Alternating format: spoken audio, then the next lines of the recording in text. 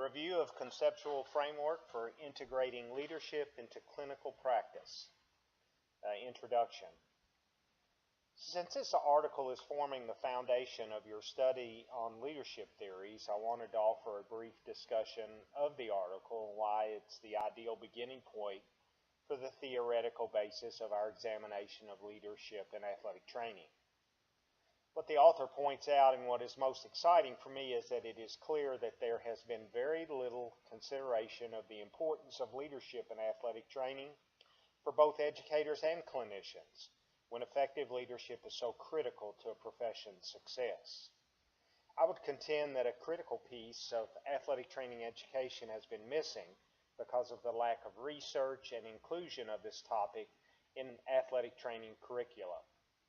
That, however, is why what you are doing is so exciting and offers hope for your future as you move on to be the mentors of tomorrow.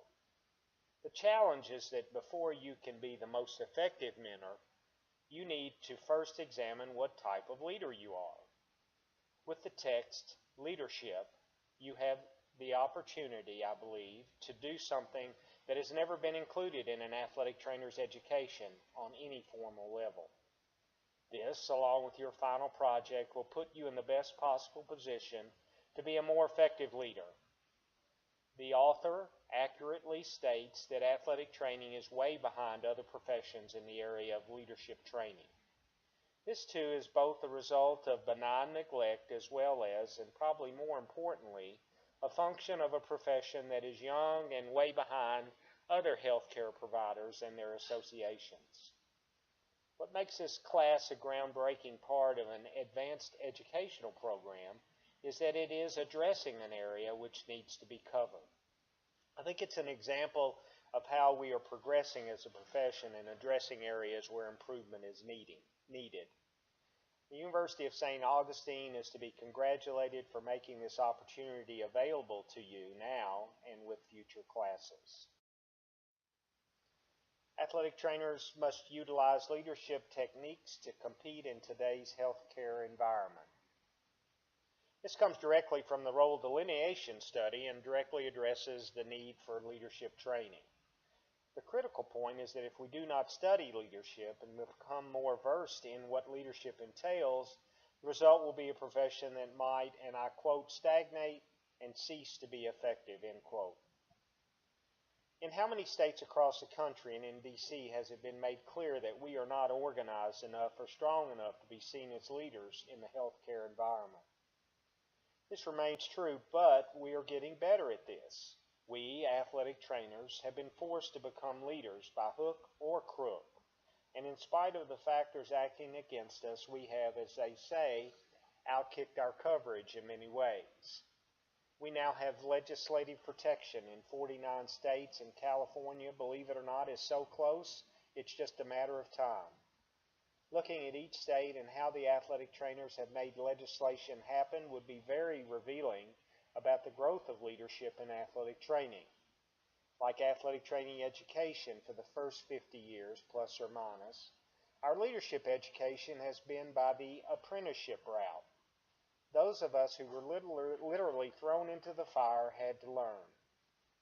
This article puts on paper what we all probably know. Leadership training makes for positive outcomes in so many ways, from business acumen, financial operations, advocating for staff, to marketing and promotions. What the research finds that should be most important to all of us is that it is believed that leadership training makes for more positive outcomes in the clinical environment too. What better argument for leadership training is there than to say our patients may get better, faster, if we have leadership training and practice what we learn? Like our history has pointed out in so many ways, we have been slow to embrace change. Many of us old guys acted and argued that progress would come just because people like us and we work hard and everybody will see it and get out of our way. Well, that's not the real world thinking. Everybody might like us, but believing that we don't need to advocate and fight for ourselves will render us stagnant and ineffective. While we've stood back thinking everyone else will do it for us, We've lost battle after battle in the legislative arena. When I was president of the Tennessee Athletic Trainers Society and we were working on amending our Practice Act, it wasn't the physical therapists in the state who opposed us, it was the doctors. How crazy is that? The people I thought were our best friends and would always be there for us weren't there for us and, in fact, were killing our chances. What I learned is that the physicians who love us are a very small minority in the big picture of thousands of doctors in a state. I had to back up, start over, and explain who we were and what we were about to those who didn't know us. Without having done so, the amendment would never have passed. I was naive then, but no longer. Because of the difficulty of constructing leadership questions, as well as the fact that the Board of Certification doesn't test for leadership, the students and those who teach them do not address the issue of leadership. This, as the article states, gives a false impression that leadership training is not critical in the practice of athletic training. This then puts us further behind other healthcare providers. What also makes leadership training so difficult to teach and practice is that by definition, defining it is hard to do, and teaching it may seem too big a task when there's so little time to cover everything else that is easier to define and test. Influence and measurable results. The confluence of the definitions of leadership and athletic training coalesce to these two terms, influence and measurable results. Leadership, then, in essence, is the amount of influence we can have, as well as results that can be measured from that influence. What starts as the cry for leadership, moving toward a goal, is what continues to make achieving it difficult. On the ground, good leadership skills result in becoming a more effective mentor. In the work setting, those who exhibit leadership will pass on knowledge to athletic trainers who then can be the mentors of the future. A goal of leadership is to advance the profession in whatever way that can be done, addressing inadequacies and strengthening areas where a position has been established. Leadership themes in athletic training. It's interesting to examine the three leadership themes in athletic training that the author discusses. It's important and needs to be practiced by athletic trainers.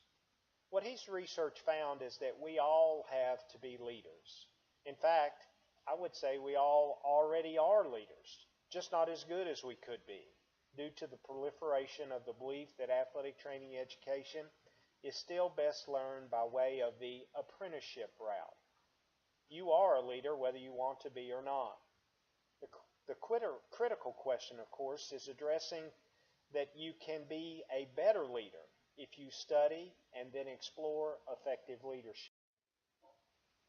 There is a difference in the practice of leadership between head athletic trainers and academic program directors. I think we see this difference in many ways.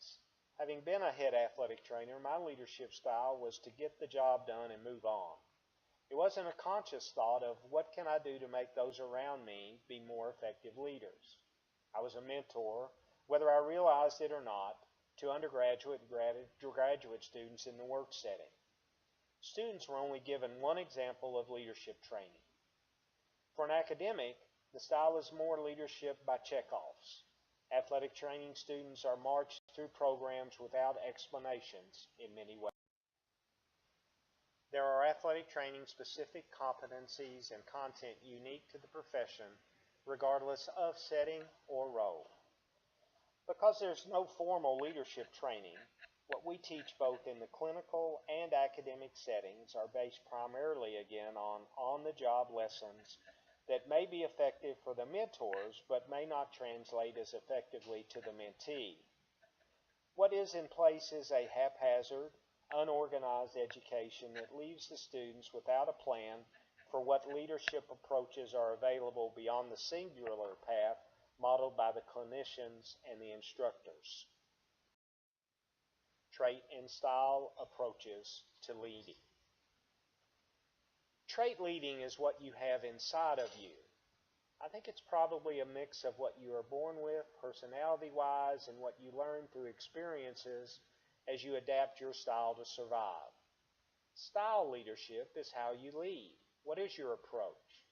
For example, is your style speaking on a basic level, compromise, or dictator? What style do you use to influence those by whom you are surrounded? I think it can change wildly depending on the setting, audience, mood, and countless other factors.